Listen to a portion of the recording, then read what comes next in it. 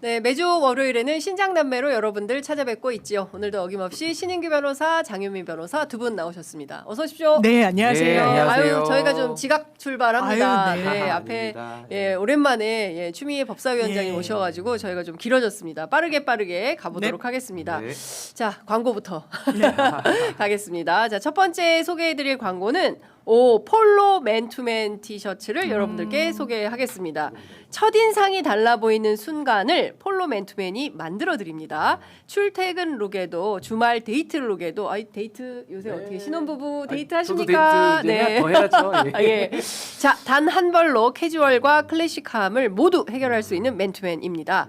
안감 재질이 기모로 되어 있어요. 그래서 겨울부터 이른 봄까지 따뜻하게 요새 너무 춥잖아요. 진짜 입으실 수 춥더라고요. 있고요. 남녀 구분 없는 공용 맨투맨으로 색상은 가장 무난하고 보편적이지만 또 가장 클래식한 블랙 그리고 그레이 중 선택 가능하시고요. 사이즈는 S부터 XL까지 다 있습니다. 네, 저처럼 큰 사람도 입을 수 있습니다. 네, 자 사이즈 관련해서 자세한 부분은 홈페이지를 사이즈표 참고하시면 될 것 같고요. 해외 프리미엄 아울렛 병행 수입 정품으로 명품 감정 전문가가 엄격하게 검수한 100% 정품 인증 제품입니다. 유튜브 전용 링크를 통해서 인터넷 최저가보다 저렴한 69,000원. 진짜 싸다. 이거 못 사요. 요티 69,000원에 이 사기 가격에 못 어려운데. 사지. 예. 놀라운 가격. 야, 69,000원에 구매 가능하거든요. 지금 바로 클릭하시면 되겠습니다. 요게 같은 티라도 저 브랜드가 있느냐 없느냐에 따라서 아주 가격이 달라져. 달라지죠. 예, 뭐가 그렇습니다. 붙어있는지에 그리고 따라서. 엄청 좋아하거든요. 그렇죠. 맞아요. 진짜 저 진짜? 엄마 옛날에 엄마한테 사달라고도 많이 하고 땡깡 부리고 막. 땡깡 부릴 정도로. 근데 이거 선물하기 딱 좋잖아요. 그러니까요. 안감의 기모. 맞아요. 너무 따뜻해 예, 지금. 그리고 땀나요 지금 땀나. 이거 사면은 더워. 오래 입어요. 예, 그래서 오래 너무 입죠. 좋다라는 네, 말씀을 좀 기본 티. 드리겠습니다. 진짜 좋네요. 지금 바로 클릭하시기 바랍니다. 자, 두 번째 소개해드릴 광고는 인터넷 비교원 광고입니다. 무조건 써야 하는 인터넷 휴대폰 정수기 렌탈 의외로 매월 나가는 요금으로 부담되시죠? 이런 분들의 부담을 줄이기 위해서 인터넷 비교원이 준비했습니다. 인터넷 TV 신규 가입 시 최대 48만 원, 휴대폰 통신사 변경 시 최대 30만 원, 정수기 렌탈 시 최대 30만 원, 최대 108만 원의 혜택을 전액 현금으로 받으실 수 있으십니다. 만약 현금 사은품 혜택을 원하지 않을 경우에는 55인치 삼성 텔레비전으로 선택하셔서 받으실 수도 있으십니다. 어차피 인터넷은 모든 회사가 비슷비슷합니다. 그래서 여러분께서는 혜택만 꼼꼼하게 챙기면 되겠습니다. 인터넷 비교원은 지난 23년간 현금 사은품 누적 983억 원 이상이고요. 누적 가입자 60만 명 이상이고 서울보증보험에 8억 원 이상 보험에 가입되어 있는 튼튼한 법인 기업이기 때문에 안심하시고 가입하셔도 되겠습니다. 그리고 개인정보 보안도 철저해서 지금까지 단 한 건의 보안 사고도 없었다는 점을 말씀드립니다. 뿐만 아니라 본사와 정식적으로 계약한 판매점이기 때문에 빠른 설치 그리고 동시에 빠르게 사은품도 수령하실 수 있으십니다. 지인 추천 시 최대 8만 원을 지급해드리는 이벤트도 현재 진행하고 있고요. 신청은 반드시 인터넷 비교원 기존 가입자 본인만 가능합니다.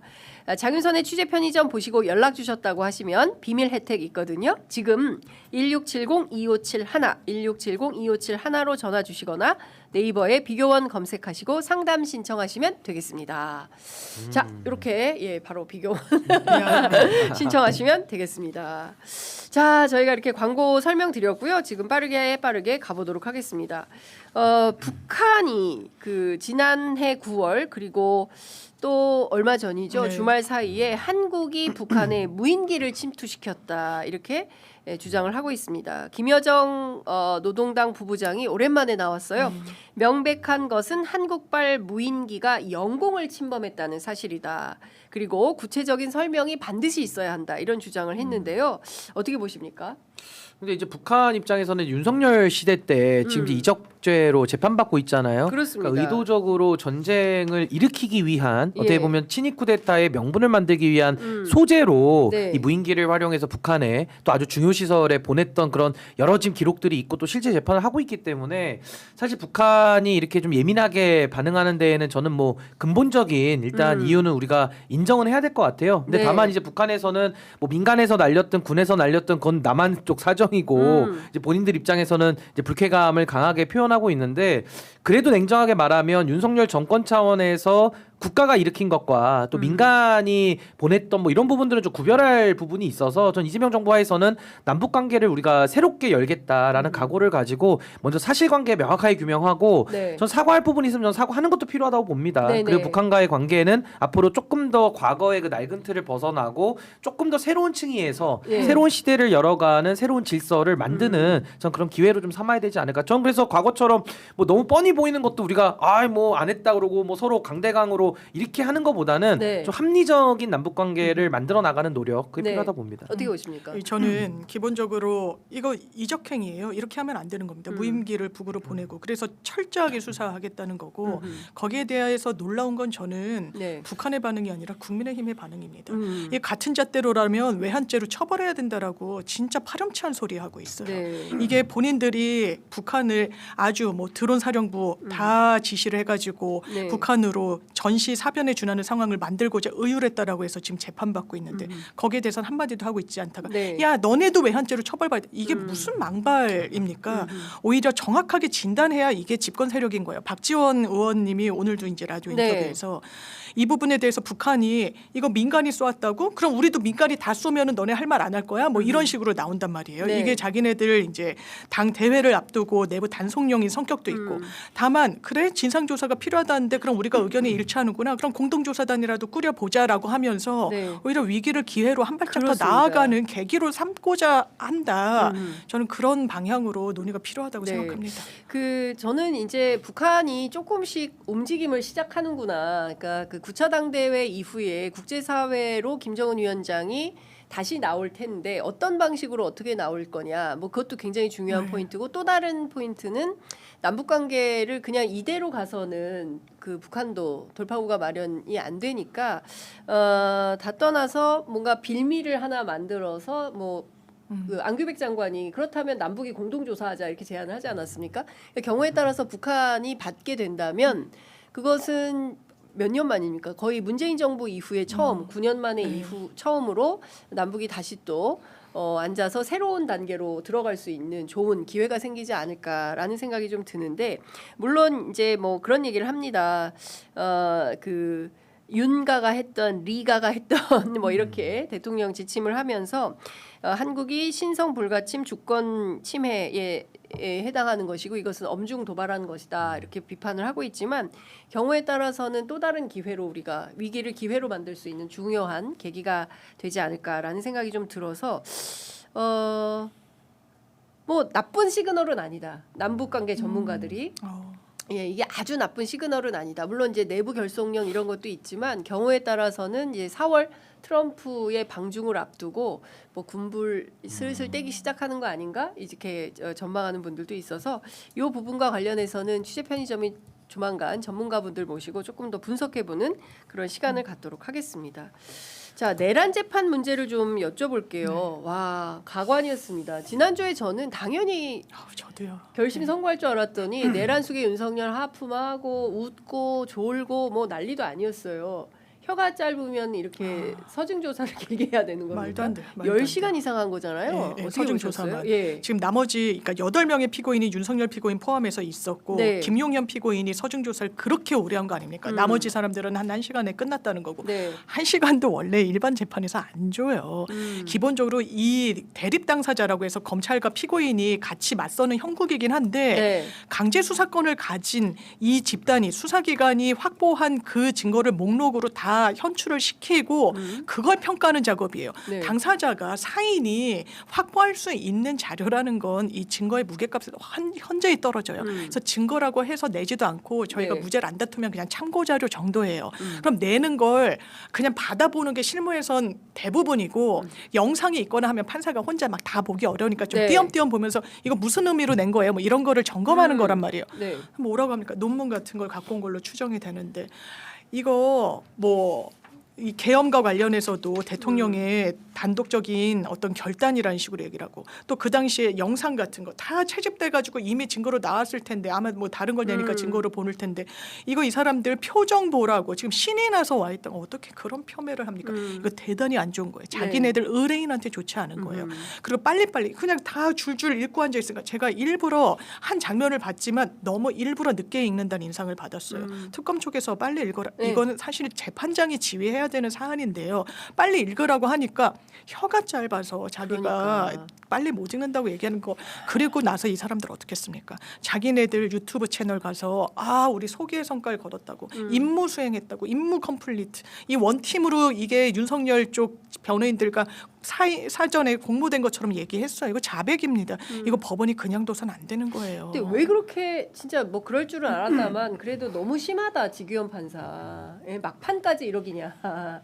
예? 우리 지규현 판사가 달라졌어요라고 했지만 여전히 똑같은 행태를 반복하고 있는 건데 이거는 안 하는 거다 일을 그렇지 않습니까? 그러니까 이제 지기현 재판장이 뭐 최근에 뭐 태도를 바꾼 거 아니냐 네. 뭐 이런 식의 좀 온건한 그런 네. 평가도 있었는데 결국에는 지기현이 지기현답게 끝까지 이 재판을 망가뜨리고 있다라고 저는 보는 게 맞다는 생각이 들고요. 네. 무엇보다 뭐 변호인단하고 뭐 징징거리지 말라고 하면서 그러니까. 그런 표현을 썼는데 가장 징징거린 사람이 지기현 재판장이에요. 뭐 식사 시간이 어떻고 경위님들 뭐 빨리 퇴근하셔야 된다 그러고 그럼 본인이 빨리 재판 진행하면은 다 해결이 되는 거 아닙니까? 네. 그러니까 저는 재판장에게 부여된 신성한 법정에서 소송 지휘라는 개념이 있는데 일반 재판 한번 가보세요. 소송 지휘를 하는지 안 하는지 다 합니다. 이진관 재판장보다 더 심하게 해요. 네. 오히려 너무 심하게 하니까 오히려 변론권을 보장해달라라는 그런 볼멘 소리가 나올 정도로 하죠. 왜냐면 재판 사건이 많으니까 네. 한 사건만 어떻게 하루 종일 합니까? 그러니까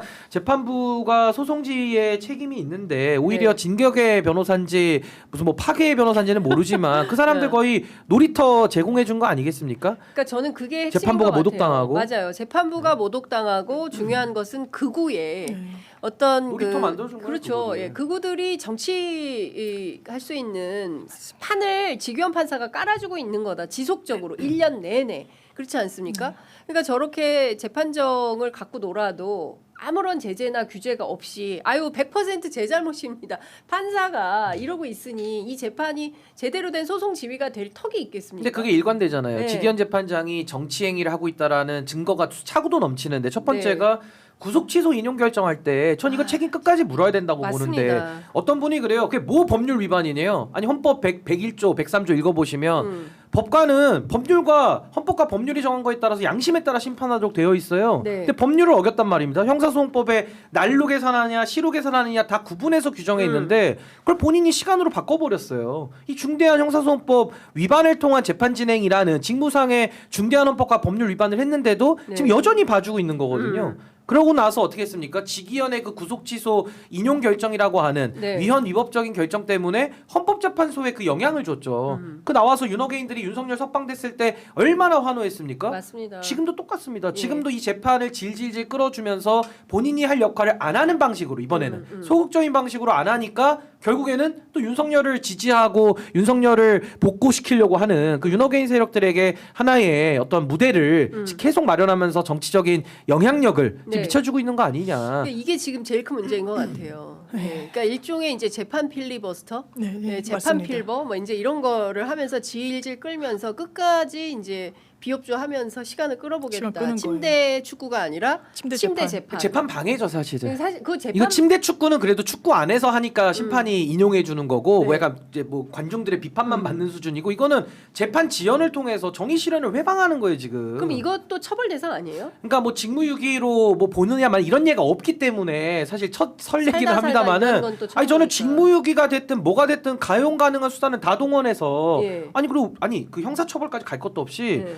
징계 처분은 업무를 제대로 안 할 때 징계를 하는 거예요 사실은. 근데 그거를 그게 뭐 국회가 하는 탄핵소추인데 법을 어겨도 징계를 안 하고 있으니 이게 뭐 이런 상황 자체가 그냥 저는 계속 방치되는 게 정말 이해하기 어렵다. 진짜 끝까지 생각이 추적해서 이게 지금 그것 다 떠나서 내란 재판입니다. 내란 재판. 내란 재판이 이렇게 형해화된다는 것은 도무지 납득할 수가 없는데 그러니까 우리가 진짜 힘드네요. 신 변호사님, 그 장 변호사님 모시고 1년 내내 이 얘기를 하고 똑같은 있어도 얘기만 똑같은 계속 얘기만 계속 하고 있는데도 이 변화가 없으니 어떻게 해야 되나? 가서 책임을 안 물으니까 또 변화는 없죠. 저 사람들이 자각을 해서 예. 자성을 할 사람들이면은 여기까지 오지도 않았고 이미 사법부에게는 전 자정의 기간은 다 줬다고 생각이 들기 때문에 뭐 더 이상 그 자성을 기대하기에는 어렵다. 좀 난망한 거 아니냐. 그렇습니다. 예.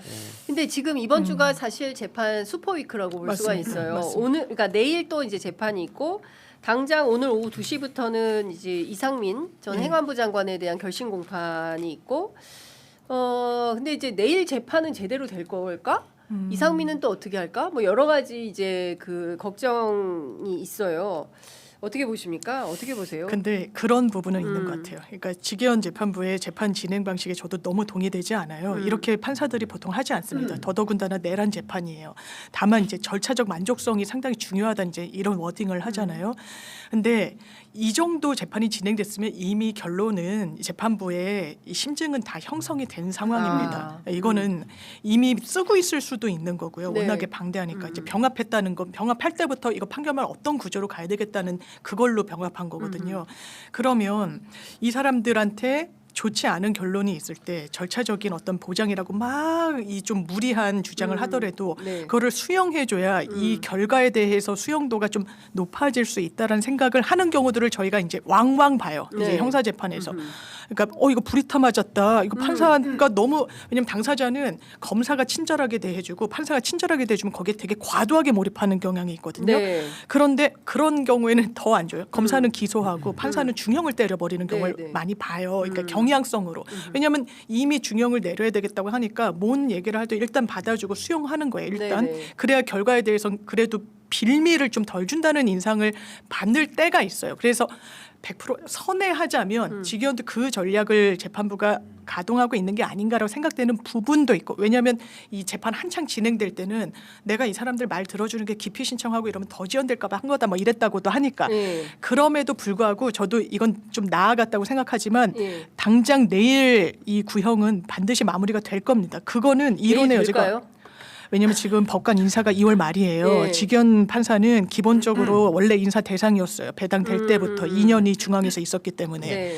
물론 그래도 만약에 연기된다고 해도 인사를 하진 않을 거예요. 이거는 이 조희대 대법원에 너무너무 부담이 되기 때문에 이것도 너네가 빌미 줘서 늦추려고 하는 거야. 그 선택을 전 법원이 할 거라 생각하지 않습니다만 이런 부담을 대법원에 주기 전에 네. 이건 자기 선에서 무조건 2월 말 전에는 선고 나오도록 할 거라고 저는 생각합니다. 예를 들어서 내일도 만약에 이렇게 질질 끄는 방식으로 지금 보면은 김용현 네. 정도인 거잖아요. 그러면 다음 타자 윤측도 비슷하게 한다는 그렇죠. 거고요. 그 똑같은 전략으로 전략으로 똑같은 하겠죠. 전략으로 하겠죠. 그러면은 자정 넘어서까지 또 새벽에 날 수도 있거나 막 이렇게 예상을 해봐야 되겠습니까? 그러니까 내일도 우리- 정상적인 업무 시간을 넘어서서 재판 그 결심의 선고. 그러면 또 검찰도 또 그에 준하는 만큼 시간을 쓸 거 아닙니까? 그러니까 이게 뭐 24시간 재판을 해야 되는. 지기현에 대한 예상이 좀 의미가 없는 게 네. 그 지기현 마음을 어떻게 알겠어요. 그렇죠. 그러니까 그거는 뭐 예상을 하는 건 왜냐하면 정상적인 우리가 절차를 물어보거나 정상적인 절차를 통해서 우리가 선례대로 할 때 예상을 말하는 거지 선례를 깨고 있고 법을 안 지키는 사람한테 이 사람이 언제쯤 위반할까요? 이거는 뭐 예상 수가 자체가 의미가 없는 거고 다만 이거 의문이네, 비판을 해야 되는 이제 그런 네. 상황인 건데 저는 사법부가 이걸 좀 꼭 알아야 되는 게 지금 재판 중계되고 있잖아요. 네. 많은 사법부에 오늘도 재판을 많이 하겠지만 국민들이 인식하기에는 지기현의 저 재판 가장 대표성 있게 보고 있는 겁니다. 맞습니다. 근데 거기서 저렇게 어떻게 보면 뭐 결과의 공정도 지금 의심이 있지만은 과정의 공정까지도 국민들이 다 문제를 삼기 시작하면은요 이거 사법부가 어떻게 뒷감당을 합니까? 아니 이 지기현의 케이스가 다른 재판에 미치는 영향도 상당히 큰 거거든요. 네. 그러니까 국민들의 이런 사법 불신을 자아내면서 과정에 있어서의 이 불공정성을 그대로 지금 보여주고 있기 때문에 그 자체가 구형 하나도 지금 제대로 못하는 게 특혜를 베풀어주고 있는 거죠. 재판 지연이라고 하는 윤석열 측에 대한 특혜를 베풀고 있는 그 모습을 지금 국민들이 다 보고 있는 거기 때문에 저는 이건 사법부가 정말 이 문제를 가볍게 인식한다면은 전 앞으로 정말 복구 불가능의 상황까지 저는 갈 수 있겠다. 네. 국민적인 여론이 더 나빠질 거로 저는 봅니다. 16일 이번 주인데요. 그 체포방해에 대한 선고가 선고가 예고가 되어 있어요. 그 체포방해 사건은 지금 그 지규현 판사가 아닙니다. 예, 백대현. 백대현 판사인데 선고는 어느 정도로 예상을? 일단 구형이 10년이 됐었고 네. 이게 단순히 체포방해만 있는 것이 아니라 체포방해, 국무회의 심의 의결권 방해, 그리고 뭐 공문서 허위 작성 뭐 이런 기타 등등이 쭉 있는 부분이에요. 네. 이걸 다 더해가지고 10년 구형이 있었고 네. 이게 기본적으로 체포 방해와 관련해서는 영장이 발부됐잖아요. 그걸로 지금 첫 구속 수감이 된 거거든요. 네. 구속 취소로 그렇습니다. 풀어놨는데 예, 예. 내란과 관련해서는 풀어준 거고 이 직위원 재판부가 네. 그 뒤에 이 체포 방해로 다시 다시. 영장이 발부가 돼가지고 그렇습니다. 이 지금 구속이 돼 구속 있는 재판을 상황인데 받는 거죠. 영장이 발부됐다는 건 법원이 일단 이거는 법리적으로 문제가 없다라는 거예요. 그리고 그 당시에 체포를 위한 영장도 법원이 봤을 땐 이 사람 수감을 해야 되고 무슨 수사권이 공수처에 있니 없니 막 이랬지만 그건 논란의 여지가 없다라고 1차 판단이 내려진 거예요. 네. 거기에 더해서 증언들이 매우 구체적이에요. 야, 우린 미사일도 갖고 있고 총은 경호처가 경찰보다 더 잘 쏘는데 이거 총이라도 보여줘. 그럼 경찰들 겁먹을 거예요. 왜냐하면 공수처가 집행이 단독으로는 안 되기 때문에 경찰의 지원을 받아서 같이 그렇습니다. 움직였었잖아요. 그리고 김건희 뭐라 그랬다고 하는 겁니까? 막 다그치면서 총은 이럴 때 쓰라고 있는 거 아니냐라고 맞아요. 하고. 그리고 경호 부장들 이 사람들이랑 한 번도 식사한 적이 없다고 하는데 그 국면에 식사를 하면서 자기를 지키라고 하고 또 시그널인가요? 이런 문자로 주고받은 걸 보면 내가 군 통수권자인데 너네는 군 통수권자를 엄호하는 데만 집중해라. 이거 불법을 종용한 거예요. 이거 네. 용서할 수가 없는 거예요. 네. 대통령이기 때문에 군 통수권자이기 때문에 더 이 무게가 큰 거예요. 이걸 재판부가 뭐라고 볼까요? 아 이거 할만하네. 아 이거 지켜줬어야지. 경호처는 원래 대통령 지키는 거 아니야. 이렇게 판단하는 게 대한민국 사법부의 수준이 아닙니다. 이거는 거의 구형에 준하는 형이 전 나올 거라고 봐요. 10년. 10년 나온다 선고. 어떻게 보세요? 저도 뭐 당연히 10년 구형을 했는데 물론 판사가 더 선고를 할 이제 형량을 수도 높일 수는 있겠습니다만은 저는 구형량 맞게 저는 10년 정도 저는 네. 선고가 나올 걸로. 대체로는 그냥 반타작 하잖아요. 보통은 보통은 이제 그렇게 하고 반타작 또 뭐 반으로 양형에 깎잖아요. 감형 요인이 있을 때 예. 이제 깎아주는데 지금 윤석열은 감형 요인이 전혀 없기 없기 때문에 때문에. 전 그대로 선고를 할 가능성이 매우 높다라는 생각이 들고 네. 이게 직위원의 아까 재판 지연, 재판 저는 이제 방해라고 저는 보는데 이게 좀 많이 전략이 틀어진 건 사실이에요. 그러니까 직위원이 처음에 짰던 판은 뭔가 이렇게 분위기, 여론을 조성해 나가면서 본인이 재판을 또 끌어오는 이런 상호 과정을 원했을 텐데 네. 돌발 변수가 중앙지법 내에서 나왔잖아요. 네. 그 이진관 재판장이 그 진격의 변호사들 감치까지 그 선고를 하면서 네. 여러 가지 그 한덕수 재판을 신속하게 이끌어온 게 있었고 네. 이번에 백대현 재판장도 윤석열의 그 방해 행위가 체포방해 재판에서도 그대로 있었거든요. 네. 근데 거기에 대해서 한 10분 정도 윤석열이 떠들면은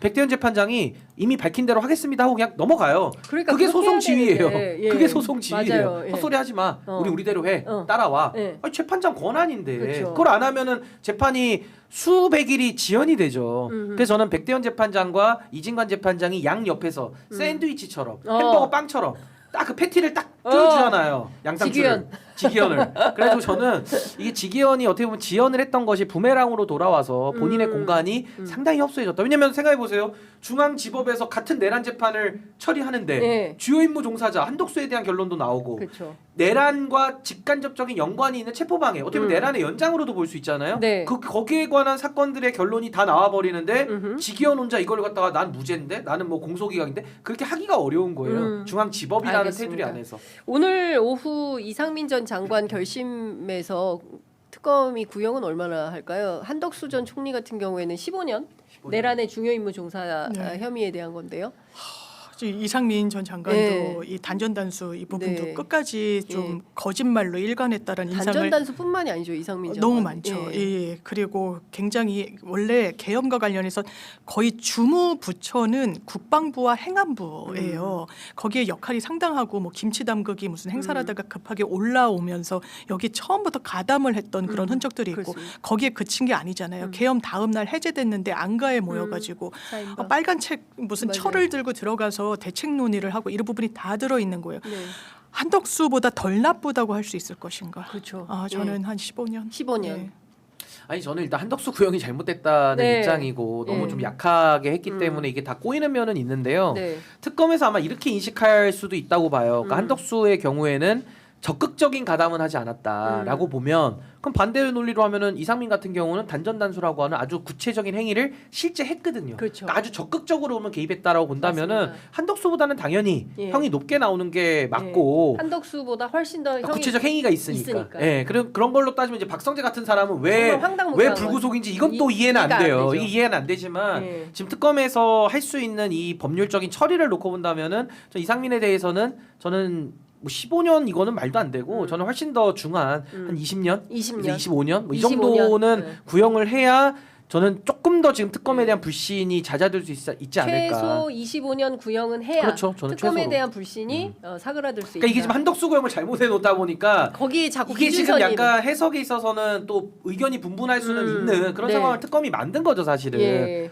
근데 어쨌든 이상민에 대해서는 지금 이 행위 자체가 너무 음흠. 무겁고 중하기 때문에 전 중형이 나올 수밖에 없고 근데 그렇게 되면 왜 박성재는 그럼 불구속이야? 네. 또 이런 논리에 또 모순에 그러니까 제가 빠지기 논리적 때문에 모순적 상황을 법원이 만들어 놓고 있기 때문에 뭐 수미 일관하게 판단하기가 굉장히 어려운 상황이 됩니다. 그런 의미에서 특검이 명예를 좀 회복하기 위해서는 예. 윤석열 예. 사형 때리고 사형 이상민 구형. 예. 최대형을 좀 구형을 해야 된다고 봅니다.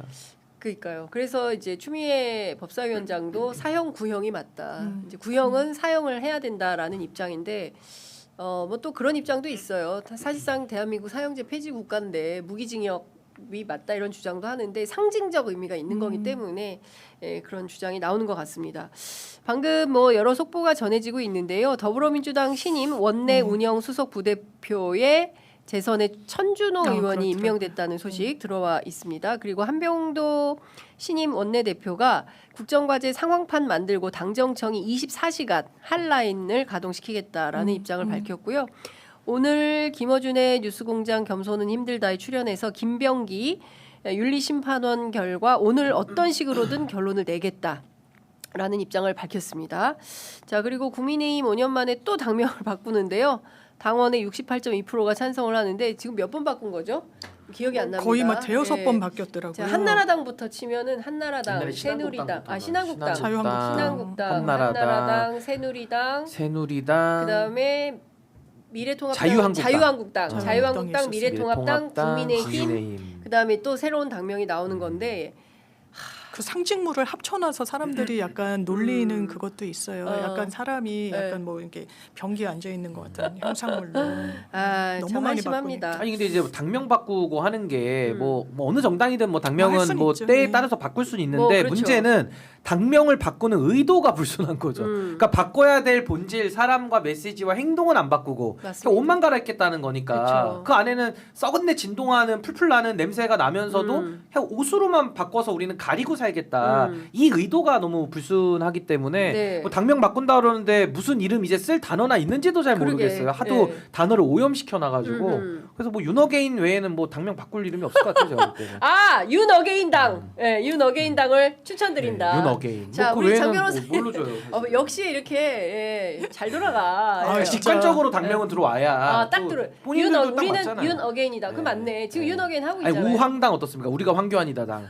우황당. 우황당. 네, 반대로 하면 이제 아, 우환이잖아. 우황당. 우환이 많고 우리한테. 국민들. 우황당. 좋네. 우황당도 우황당. 어떻게 하나 빨리 주세요. 장 변호사님 큰일 났네. 나는 이런 걸 정말 재능이 없어서요. 재능이 없어. 사람들이 말씀하시는 걸 들으면서 국민의 침, 뭐 내란 정당 이러면 고개를 끄덕이는 아니, 정도. 그렇게 하세요. 동역 인증당 어떻습니까? 동역 인증당. 장동혁이 장동혁 인증당이 인증의 기준이 당성으로 있다. 하는 당이니까. 동인당이네. 네, 동인당. 동인당이죠. 예. 동역 인증당 괜찮아요. 인증 마크를 인증을 찍어주잖아요. 마크를 찍어주는 진짜 이렇게 정치를 해서야 되겠나라는 생각이 좀 들고 지금 더불어민주당 어제 보궐선거 했어요. 최고위원진. 그래서 강두구 의원, 그다음에 이성윤 의원, 문정복 의원 세 의원이 당선이 됐고요. 앞서 말씀드린 대로 신임 원내대표에는 한병도 의원이 선출이 됐습니다. 이제 앞으로 어떻게 가야 되느냐 뭐 쭉 말씀을 좀 드렸지만 제일 중요한 것은 지금 민주당이 상당히 어지럽습니다. 특히 이제 김병기 전 원내대표와 강선우 의원 간의 녹음 파일은 이거는 사실 민주당에서 있을 수 없는 일이 불거진 것이기 때문에 이 부분에 대해서는 차제에 필요하다면 전수조사라도 해서 이런 불명예에서 오욕에서 벗어나야 된다라는 건데 당 내부는 좀 어떻습니까? 일단 네. 이 한병도 원내대표가 다시 이제 좀 그립감을 쥐면서 네.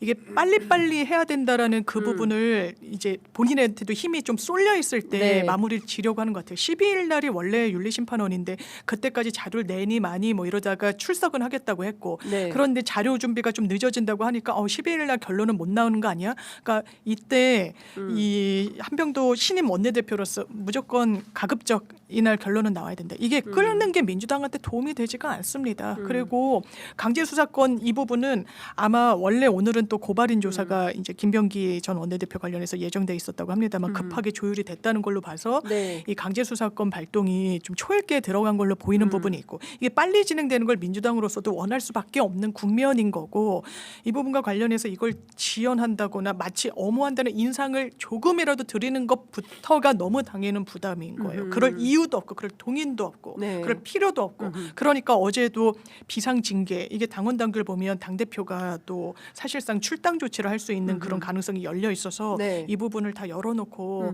오늘이 사사실상의 분기점이 되지 않을까 싶습니다. 그렇군요. 예. 근데 좀 너무 재밌는 글들이 많이 올라와가지고 댓글을 아유, 좀 그렇군요. 윤 어게인당, 예, 자유 납골당, 자유 내란당, 필요 없당. 윤 어게인당. 네, 윤 어게인당 하려고 했는데. 예. 그다음에 우황당, 숭구리당당, 승거리당당. 미꾸라지당, 계란당, 양두구육당도 윤건이당, 괜찮아요. 예, 양두구육당, 자유납골당, 네, 납골당 좋습니다. 내란극우당, 봉숭아 학당, 아니 이건 어때요? 준서가 어서 왕은 어때요? 어서왕? 네, 어서 왕. 당이 거의 그런 것 아니라 같습니다. 왕당, 아니, 뭐 왕당. 국민의힘이라는 말도 쓰는데 뭐. 예, 예, 깽판의 힘, 뭐 여러 확실히 진짜 저희 짜증 난당, 국민 윤건당, 뭐 하여간 그 굉장히 많은 분들께서 역시 대한민국 국민들은 집단지성이 대단합니다. 먼당, 예, 안녕이당, 너무 재밌는 글들을 많이 올려주시고 계십니다. 민주당 얘기 계속 해보겠습니다. 하여튼 오늘 안에 저는 윤리심판원을 통해서 결론을 내야 된다라고 맞습니다. 생각합니다. 어떻게 생각하세요? 아니 그건 뭐 너무나 당연한 당연한, 말씀이고 예. 국민의 눈높이에는 지금도 많이 늦었죠 사실은. 근데 저는 지금 당이 상당히 어수선할 것 같기는 한데 왜냐면 이번에 보궐선거도 사실은 뭐 최고위원들 사퇴로 인한 것과 또 김병기 원내대표가 갑자기 그만두면서 보궐을 같이 치른 거잖아요. 그러니까 그런 상황인 건 알겠습니다만은 사실은 지금 강선우 의원 같은 경우는 거짓말이 드러난 이유로 네. 제명을 시켰어요. 근데 김병기 의원 같은 경우는 비공개 감찰을 지시했다라는 걸 뒤늦게 알렸거든요. 그러니까 기준이 다르잖아요. 그렇죠. 그러다 장경태 의원도 지금 윤리감찰단이 예. 조사를 하고 있는데 그 결과를 아무도 지금 알 수가 없어요. 공개를 안 하고 있죠. 그러니까 같은 기구고 같은 의원들인데 누구는 거짓말이 드러나면 바로 제명이고 누구는 결론을 못 내고 뭐 오늘까지 내니 많이 하고 있고 또 어떤 의원에 대해서는 여전히 들고 있고 그러니까 이런 식으로 하는 게 국민들 보시기에는 원칙이 없다. 원칙이 없고 반대로 말하면은 어떤 정치적 고려를 내부적으로 또 하고 있는 거 아니냐. 그러니까 이런 것들이 어떻게 보면 또 개파적 시각으로 볼 수밖에 없는 상황을 또 당에서 자꾸 만드는 거예요. 그러니까 우리가 남이가 하면은 감싸주고 네. 또 남처럼 되면은 바로 강선 의원처럼 그냥 바로 잘라버리는. 근데 이런 식으로 공당이 좀 사사롭게 운영이 된다라는 인상을 줘서는 안 된다라는 네. 생각이 들고 지금 민주당이 어려운 상황이잖아요. 그러니까 어려울 때는 원칙대로 하면 가장 쉽게 풀릴 수 있지 않냐. 그래서 저는 국민들의 눈높이를 고려해서 저는 뭐 국민 관점에서 한다 그러면 이미 다 답은 나와 있는 거 아니냐라는 생각이 듭니다.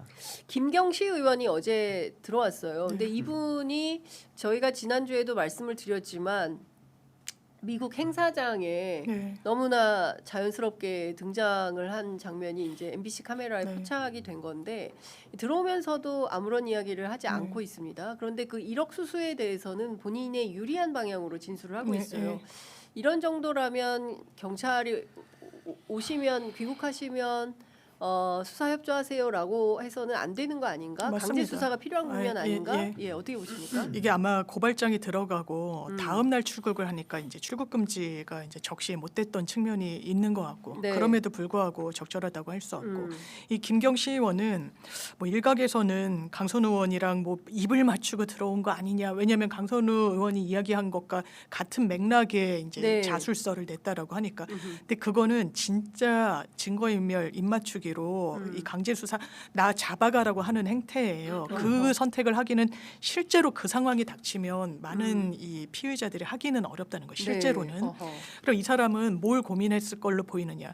자술서를 냈냐 아니면 뭐 자백서를 냈냐 지금 그 이름을 갖고 그러는데 그 제목이 중요하지 않습니다. 내용이 중요한 거예요. 뭐라고 얘기를 하고 있느냐. 실토하고 있는 거예요. 왜냐면 나 잡아가지 마세요. 나 수사에 제대로 응하고 나 원래보다도 더 빨리 왔잖아요.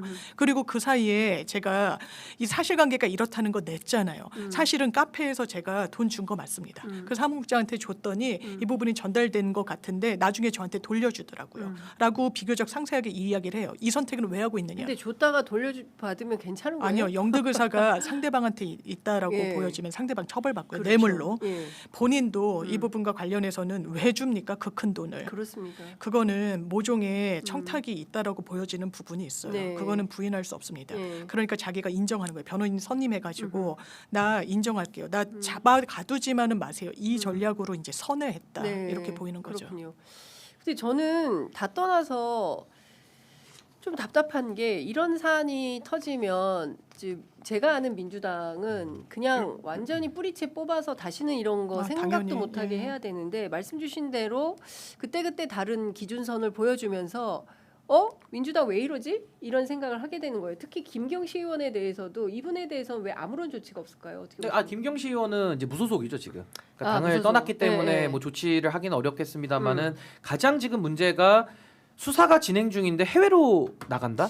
그러니까 처음에는 이거 해외 도피한 거 아니야라고 다 맞아요. 의심을 했고 의심했죠. 그럼 왜 나가느냐? 음. 수사를 지연시킨다. 그럼 왜 지연시키냐? 그 안에서 본인이 증거를 인멸하거나 입을 맞추거나 내지는 수사기관과의 어떤 딜을 위해서 그렇게 하는 거 아니냐? 그 딜이라고 하는 거는 이 김경시 의원 같은 사람이 1억만 줬겠습니까? 그런 의심이 들잖아요. 우리가 음주운전 같은 것도 적발이 되면 그 사람이 술 딱 한 번 먹었는데 딱 한 번 운전했을 때 걸렸겠냐고요. 그렇지 않죠. 그렇지 않거든요. 네. 그러니까 지금 이게 수사라는 게 1억 원만 지금은 툭 튀어나와가지고 요거 행방을 수사하는 것도 좀 어려운데 다른 사건까지 이게 번질 수도 있기 때문에 네. 김경시 의원 입장에서는 모종의 본인 방어 차원에서 지금 이런 식의 좀 행각을 벌리고 있는 거 아니냐 이런 비판이 나올 수밖에 없기 때문에 네. 저는 민주당에서도 지금 벌어지고 있는 일들을 좀 무겁게 전 받아들이고 인식하고 처리를 했으면 좋겠고 수사기관도 네. 여기서 똑바로 안 하면은 또 특검 얘기가 나오는 거예요 사실은. 그러니까 빌미를 줄 이유가 없거든요. 네. 아니 범죄 앞에서 공명정대하게 지휘고와 물어나고 수사하라고 하는데 거기에 누가 토를 달 수 있습니까? 그러니까 전 이럴 때 차제에 경찰도 뭐 수사권 조정 매일 달라고 지금 하는 입장 속에서 말만 할 게 아니라 본인들이 실력을 보여야 될 거 아니에요. 기회가 네. 왔을 때. 그러니까 전 이런 문제를 좀 너무 가볍게 생각하지 말고 네. 이 국민적 공분을 좀 무겁게 받아들여야 된다. 저 알겠습니다. 그렇게 생각합니다. 그 저희 작가님들이 그 국민의힘 당명 개정안에 대해서 댓글 올라온 거를 쭉 정리를 했는데요. 재밌네요. 관심 없당, 미처 분당, 관심 없다. 개판 5분 전당, 뻔뻔당, 개사과당, 도로국짐당, 딴나라당, 간당간당, 자유황당, 자유황당, 예, 시끄럽당, 만년야당, 봉숭아학당, 택도업당, 무당, 폭삭 망해수당.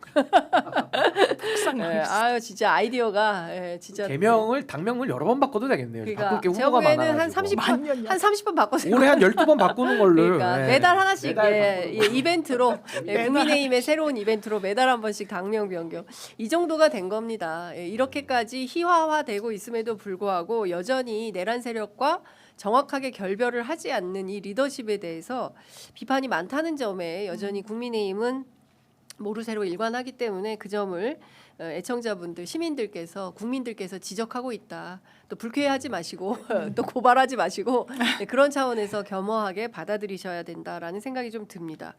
이해훈 후보자 의혹이 거의 사실상 1일 1 의혹이에요. 심지어 지난주에 이제 장남 아파트 사기 네. 뭐라 그래야 됩니까? 그거를 위장 미혼. 네, 뭐 이렇게 나온 건데요. 그것만이 아니죠. 또 이번에는 아들의 병역 비리까지도 나왔어요. 그래서 사실상 직주 근접 차원에서 병역 생활을 한 거 아니냐, 이 병역 특혜다, 이제 이런 비판이 나오고 있는데요. 통합 인사로 적합한 거냐, 이게 통합이냐라는 비판이 있습니다. 장 변호사님 어떻게 보십니까? 오히려 이게 민주당 쪽 인사였으면 좀 이제 처리가 좀 됐을 거라는 생각도 들어요. 이제 의혹의 어떤 크기나 무게나 횟수 뭐 이런 부분을 봤을 때. 네, 저희로서는 일단 보수 진영에서 모셔온 분입니다. 그 부분과 관련해서 청문회 기회조차 네.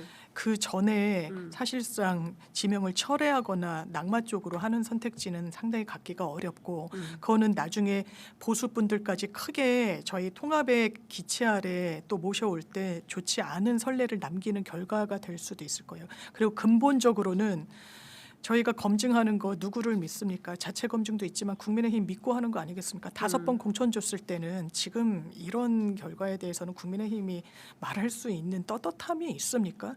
그러니까 일부에서는 그 이후에 국민의힘 뭐 이후에 원펜타스 뭐 이런 부분에 대해서는 뭐 아니다는데 그런 기계적인 조잡한 변명이 어디 있습니까?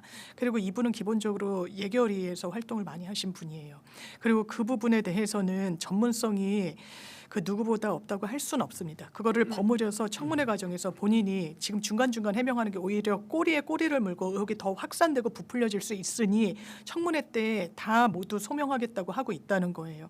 그러면 청문회 과정을 지켜보는 게 저는 지금으로선 맞다라는 생각이 듭니다. 어떻게 보세요? 근데 이제 장관 정도 되면 뭐 인사 기준이 여러 가지가 있잖아요. 뭐 전문성, 도덕성 그리고 정무적 판단 이게 세 가지를 할 텐데 이번 인사는 사실 그 시도 자체는 저는 뭐 국민들이 다 박수 친다고 봅니다. 그래서 이재명 대통령의 어떻게 보면 대통령으로서 파란색이 집권했다고 다 파란색으로 세상을 물들일 거냐? 그건 아니지 않냐? 그렇죠. 라는 거에 대해서 국민들이 박수를 치기 때문에 대통령의 지지율은 계속 고공행진 올라가고 있는 그 현상인 것 같고 동시에 대통령은 지명을 하면 대한민국 헌법에 따라 가지고 그 당사자는 후보자는 국회로 넘어가서 국회에서 검증을 하는 겁니다. 그래서 이제 청문회도 하면서 인사검증 대상으로서 이제는 국민검증의 시간이 되는 건데 이건 오롯이 이해운 후보자가 네. 극복해야 되는 것이죠. 물론 이제 뭐 진영을 바꿔서 지금 영입을 한 케이스이기 때문에 다소간의 어떤 뭐 기준이나 이런 것들은 좀 조정이 될 수 있다고 하더라도 어지간해야 되는 거죠. 네. 어느 정도는. 네. 그래서 저는 지금 이해운 후보자의 개인에 저는 뭐 청문회까지 하지 말고 뭐 자진 사퇴하거나 지명 철회하는 건 좀 성급하다고 저는 보고 네. 본인도 일단 하고 싶은 얘기는 있을 테니까 전 청문회를 통해서 들어보고 하는 것까지는 저는 필요하다라는 생각이 드는데 네. 해명이 안 되면 전 그때는 지명 철회든 아니면 자진 사퇴 뭐 요구든 뭐 이런 여론들이 저는 분출될 걸로 봐요. 최근에도 이미 좀 분출이 된것 갤럽에서도 같습니다. 여론조사를 하면 네. 뭐 임명하지 말아야 된다가 압도적으로 높고 저는 거기다가 제일 걱정은 그거예요. 이분이 기획예산처로 가거든요. 그럼 뭐 합니까? 예산을 배정하잖아요. 그렇습니다. 근데 도덕성이 꽝이면 예. 예산 배정할 때 또 어떻게 거기서 자기 거 사익도 싹 밀어넣지 않겠어요? 음. 내지는 자기가 안 그건 먹더라도 의심. 아니, 그러니까 자기가 안 먹더라도 예. 살아온 길을 보면 예. 아유 우리 사촌 누구를 좀 밀어줘야 될 것 같은데 거기 이렇게 좀 예. 배정하고 그러니까 이런 식의 예. 공적인 영역에서 가장 중요한 예산 배분 이 정치의 핵심이거든요. 그렇습니다. 그 기획예산처 지금 그 분리가 돼가지고 초대 장관으로 지금 가는 건데 이 예산처 장관으로 과연 이 정도 도덕성으로 그럼 과연 국민들이 투명 예산 신뢰하겠냐? 그렇습니다. 이 기준에서 보면은 통합이라고 하는 정무적 가치 그건 여기까지고 네. 앞으로 이제 도덕성과 전문성 뭐 정무적 판단을 추가로 한다면은 저는 이런 분이 장관 되기에는 이재명 정부에는 어울리지 않을 것 같아요. 제가 볼 때는 그러니까요. 개인적으로는. 알겠습니다. 그리고 그 59분인데 5분만 더 네. 예, 죄송합니다. 요거는 꼭 여쭤봐야 될 것 같아서요. 오늘 정부가 발표하는 검찰개혁 추진단이 오늘 이제 발표가 있는데요. 이 중수청과 공소청, 특히 이제 중수청의 경우에는 돌고 돌아서 제2의 검찰청 가능성이 굉장히 높은 농후한 그런 안이 나올 가능성이 높다. 그동안 들어보지 못했던 수사사법관 이라는 직분이 이제 새로 생긴다는 건데요. 이게 사실상 수사 검사에 해당하는 거다. 이제 이런 거죠.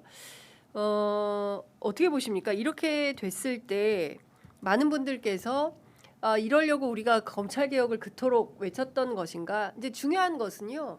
검찰 개혁이 이렇게 후퇴하면 뭐 오늘 박은정 의원이 검찰 쿠데타 얘기까지 하셨는데 경우에 따라서는 또 대통령에 대한 수사 또 여당 또는 이제 집권 야당 뭐 이런 그 정치인들에 대한 수사가 진행이 되면서 그 윤 어게인을 비롯한 세력의 새로운 판뒤집기가 시도될 수 있다. 사실은 여기에 포커스가 있는 거거든요. 그러니까 또 다시 검찰의 정치가 시작될 개연성과 가능성의 문을 왜 이재명 정부의 국무총리실 산하의 검찰개혁 추진단이 하는 건가에 대한 의심이 드는 겁니다.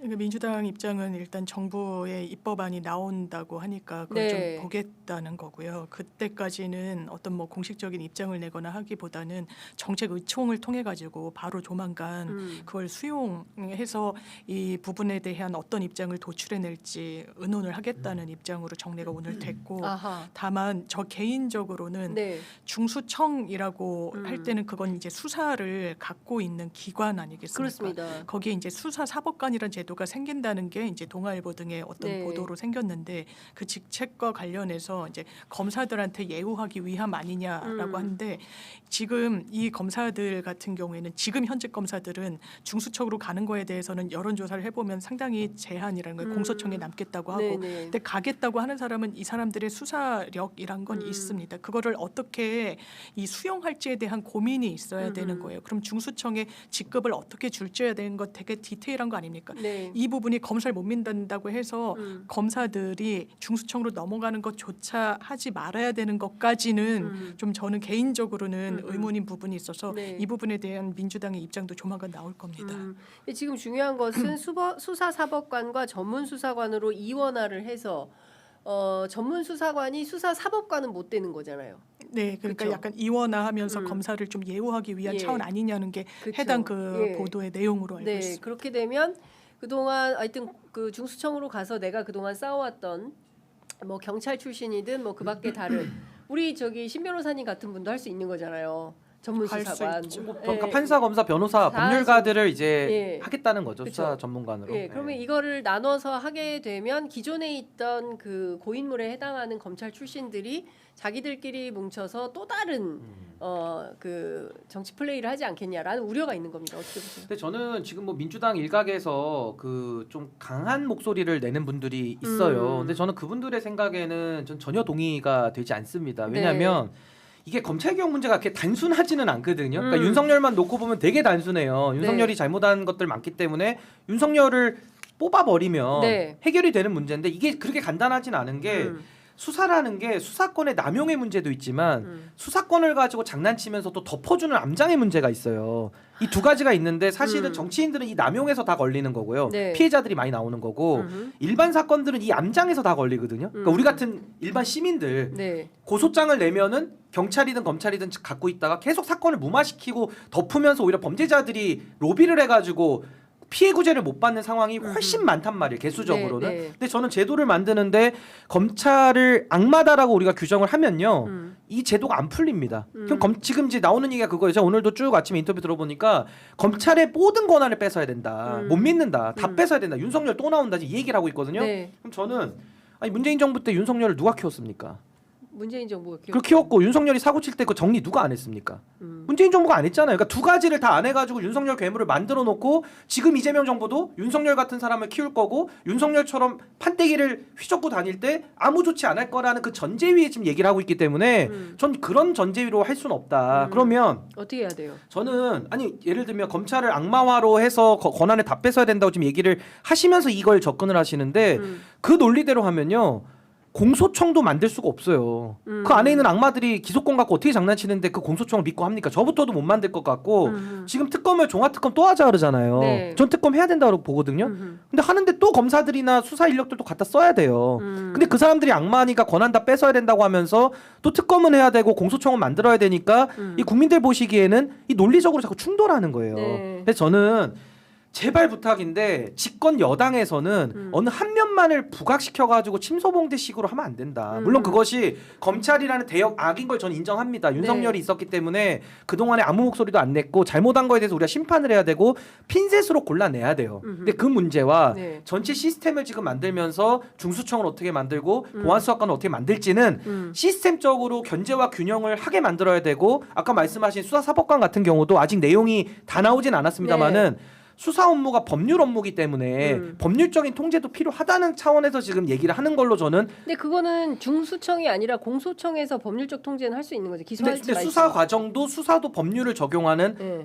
법률 업무로 본다면 네. 수사도 그냥 아무렇게나 할 수는 없잖아요. 그럼요, 예. 법률적인 적용을 통해서 수사를 하는 거기 근데 때문에. 경찰이 수사할 때 법률적인 판단 속에서 수사를 하는 거지. 근데 그런 지금 거 없이- 경찰에 대해서도 우리가 수사권을 이제 우리가 주기 시작했고 성과를 내고 있는 건데 경찰에 대해서도 지금 수사를 막 시작하면서 그 일선에서 수사 경찰들 얘기를 들어보면 법률적인 거에 대한 준비가 안 돼 있기 때문에 수사 부서를 회피하고 있어요 경찰들이. 업무가 많아지고 월급 더 주는 것도 아니니까. 네. 그러니까 이런 부분들에 대해서 준비가 안 된 상황에서 그냥 밀어붙이겠다라는 거는 상당한 우려가 있기 때문에 저는 이 부분에 대해서는 저는 조금은 감정을 좀 내려놓고 어떻게 하는 것이 성공적인 검찰 개혁을 만드는데 가장 도움이 될 건지 네. 전 이걸 좀 논의하는 게 필요하다고 봅니다. 근데 어쨌든- 지금은 보면은 모든 걸 다 악으로 상정해 놓고 줘선 안 된다. 이 전제 위에서 출발하면은 저는 과거의 실패를 좀 답습할 위험성이 저는 더 커지지 않나. 근데 중요한 그런 생각이 것은 듭니다. 그동안 검찰의 수사권 문제가 늘 정치적으로 오남용됐기 때문에 그 부분에 대해서는 지금은 안심할 때가 아니다. 왜냐하면 또 재판 과정에서 최대한 뭐 좀 그 자성하거나 성찰하거나 이런 모습을 보이는 게 아니라 오히려 그 반대의 상황이 펼쳐지고 있기 때문에 많은 분들께서는 여기에서 불안을 놓기는 어렵다. 그래서 보다 더 적극적인 검찰 개혁안이 나와야 되는 것 아닌가라는 판단을 하는 것 같습니다. 시간이 너무 많이 돼서 이제는 마무리를 해야 될 것 같고요. 미진한 이야기는 저희가 다음 주에 또 하도록 하겠습니다. 그리고 취재 편의점 이번에도 또 저희가 이재명 대통령과 함께 일본 순방 취재에 따라갑니다. 그래서 내일과 내일 모레 양일간은 저 대신 또 특별한 분께서 오셔서 앵커로 역할을 해주실 거고요. 저보다 더 재밌을 거다라는 건 확실히 보증하겠습니다. 그리고 저는 일본에서 또 다른 현장에서 여러분들을 찾아뵙고 인사드리도록 하겠습니다. 갑자기 불현듯 막 나타날 수 있어요. 그러니까 늘 취재 편의점 함께 알람 꼭 켜두시고요. 구독, 좋아요, 알람 켜시는 길에 구독, 좋아요, 알림 설정 여러분 꼭 함께 해주시기 바랍니다. 두 분 말씀 잘 들었습니다. 고맙습니다. 감사합니다. 감사합니다.